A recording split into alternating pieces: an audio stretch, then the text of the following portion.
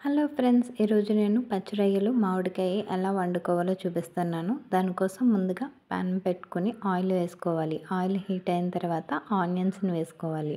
Onions కొద్దిగా fry అయిన తర్వాత క్లీన్ చేసి పెట్టుకున్న రొయ్యల్ని వేసుకుని ఫ్రై చేసుకోవాలండి. ఇది నాకు తీసి వేయడం చూపించడం అవ్వలేదు మా బాబు ఏడుస్తున్న వల్ల. సో ఇది కాస్త వేగిన తర్వాత దీంట్లోకి కొద్దిగా ఉప్పుని యాడ్ చేసుకొని ఇంకాస్త బాగా వేయించుకోవాలి. ఇలా వేగిన తర్వాత అల్లం వెల్లుల్లి పేస్ట్ని వేసుకోవాలండి. ఇది కాస్త పచ్చివాసన పోయే వరకు వేయించుకోవాలి. ఇది ఇలా వేగుతుంది కదండి. మా బాబు అసలు ఈ వీడియోని సరిగ్గా తీయనివ్వలేదు. వాడు కదుపుతానే ఉన్నాడు. దానివల్ల నాకు సరిగ్గా తీయడం అవ్వలేదు. దీంట్లోకి ఇప్పుడు కారాన్ని యాడ్ చేసుకోవాలి. 2 టేబుల్ స్పూన్స్ కారం వేసుకుంటున్నాను. ఇది కాస్త వేగే వరకు వేయించుకుంటున్నానండి. కారం అంతా కూడా రొయ్యలకి బాగా పట్టేలాగా వేపుకోవాలి. ఇలా వేయించుకున్న తర్వాత దీంట్లోకి మసాలా పౌడర్ని యాడ్ చేసుకుంటున్నాను.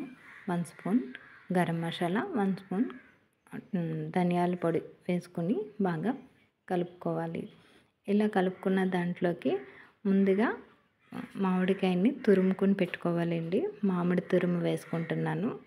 నేను ఇలా తురుముకొని వేసుకుంటున్నాను. మీరు కావాలనుకుంటే ముక్కల కిందన్నా కట్ చేసి వేసుకోండి. తురుముకొని వేసుకోవడం వలన గ్రేవీ బాగుంటుందండి. ఎక్కువ గ్రేవీ వస్తుంది. దీన్ని ఇలా బాగా కలుపుకున్న తర్వాత ఒక 2 మినిట్స్ వరకు కూడా ఇలా వేయించుకున్నాక దీంట్లోకి కూరకి సరిపడంత వాటర్ని వేసుకుని ఉడికించుకోవాలండి. వాటర్ వేసుకుంటున్నాం కదా, దీన్ని ఇంకొంతసేపు కుక్ అవ్వనివ్వాలి. నా వీడియోస్ కనుక మీకు నచ్చినట్టయితే లైక్ చేసి షేర్ చేయండి. ఛానల్ని ఎవరైతే సబ్స్క్రైబ్ చేసుకోలేదో సబ్స్క్రైబ్ చేసుకుని పక్కనే ఉన్న బెల్ ఐకాన్ని క్లిక్ చేయండి. దీని ద్వారా నా నోటిఫికేషన్స్ అన్నీ మీకు వస్తాయి. కర్రీ ఉడుకుతుంది కదండి. ఇది ఇంకొంచెం కొద్దిగా దగ్గర పడితే కర్రీ రెడీ అయిపోయినట్టేనండి. మామిడికాయ పచ్చిరొయ్యలు టేస్ట్ అయితే సూపర్గా ఉంటుంది.